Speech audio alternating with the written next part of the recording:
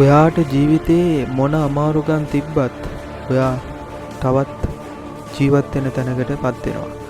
ඉතින් අපි අද කතා කරන්න බලාපොරොත්තු වෙන්නේ ඔයාගේ ජීවිතයේ ඉතාම වැදගත් මාතෘකාවක් ගැන. මිනිස්සු අපේ ජීවිතයේදී මුණ ගැහෙනවා. එක එක ආකාර මිනිස්සු අපේ අමාරු කාලවලදී අපිව දාලා යනවා. හැබැයි අපේ ජීවිතය අපි දිගටම ගත කරන අපේ ගමන අපි යනවා. මානසික තත්ත්ව දැඩි පීඩනයකින් හරි අපි අපේ ගමන යනවා.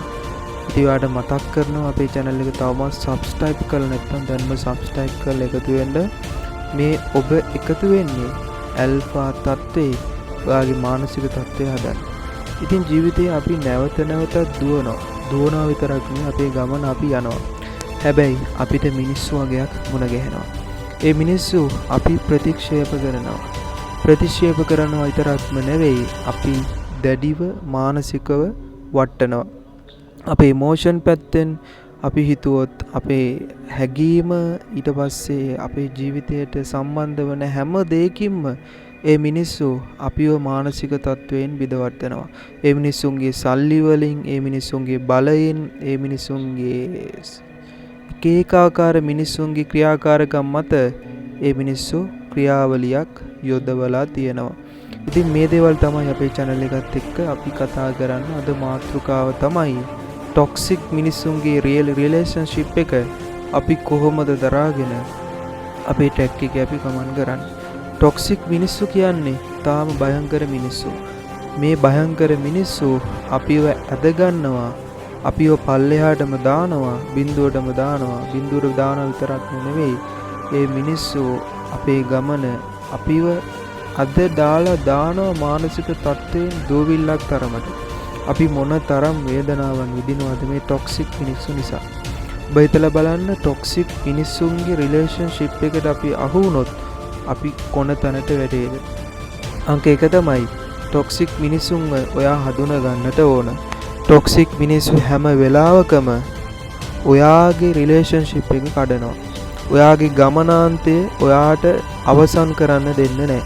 හැම මොහොතකම තමන්න මානසිකව වටනවා. මානසිකව ඇද දානවා. මානසිකව දෝවිල්ලක් තරමට දාලා පාගල චොරකුට්ටම් කරලා වේදනාවට පත් කරනවා. ටොක්සික් මිනිස්සුන්ගේ ස්වභාවය තමයි හැම වෙලාවකම ඔයාගේ ගමන නවත්තන එක.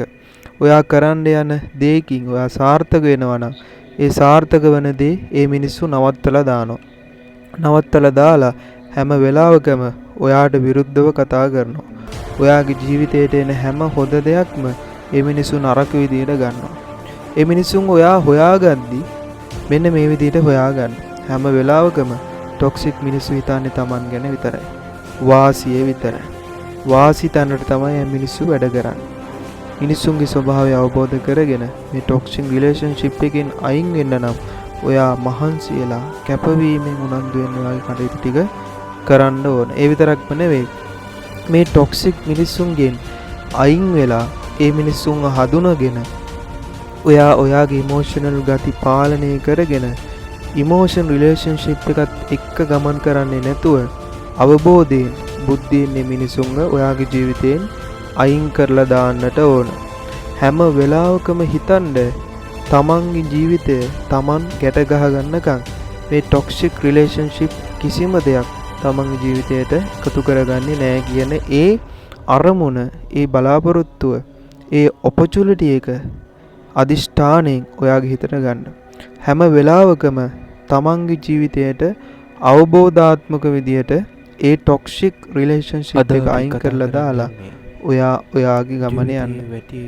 ඒ ගමන යද්දී ඔයාට අඩුපාඩු සිද්ධ වෙයි, මග හැරීම් සිද්ධ වෙයි. මේ හැම දෙයකින්ම ඒ ටොක්සික් රිලේෂන්ෂිප් එක ඔයා අයින් කරලම දාන්නට ඕන.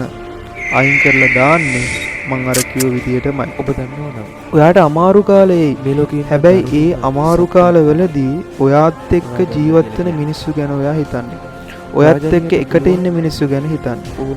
හිතන්න රාජලියා හැම වෙලාවකම මේ අමාරු කාලවලදී තමන්ගේ දරා ගැනීම මත, තමන් ජීවත් වෙන වටපිටාව මත, තමන්ගේ ජීවිතයේ ඇද දාන තත්ත්වයට පත් වෙලා ඉද්දිත් රාජලියා තමන්ගේ තටු දෙක ශක්තිමත් කරගන්නකම්, හොට ශක්තිමත් කරගන්නකම් පියවන්නේ නැතුව තමන්ගේ බලාපොරොත්තු ඉටු වෙනකම් ඉවසීමෙන් රැකවරණයකින් ගමන් කරනවා.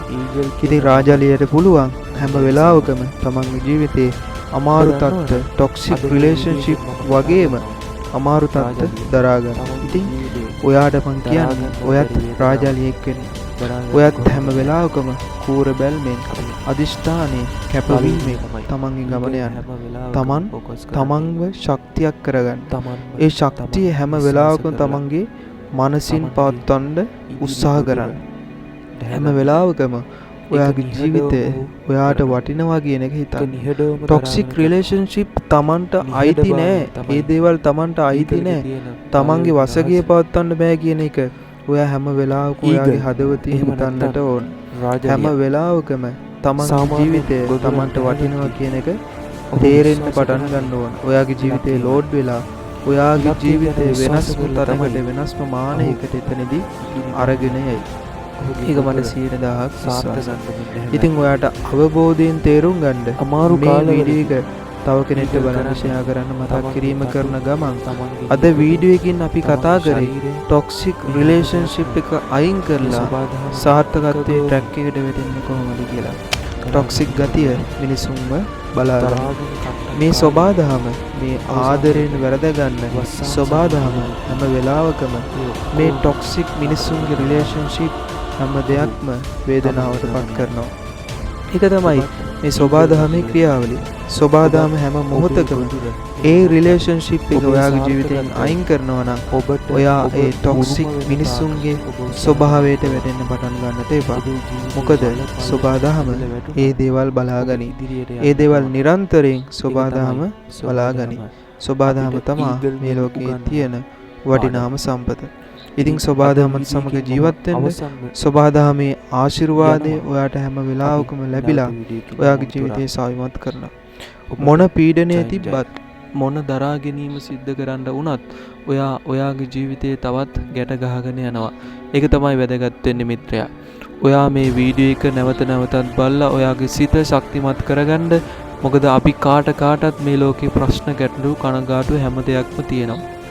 ඒ දේවල් මගහරවාගෙන ඒ දේවල් ශක්තියක් කරගෙන ඒ දේවල් බලවත් කරගෙන අපි ඉදිරියට ගමන් කරන එක තමයි වැදගත් වෙන්නේ. ඉතින් මේ වීඩියෝ එක අවසානයේදී මම කියන ඔයාට ජය වේවා.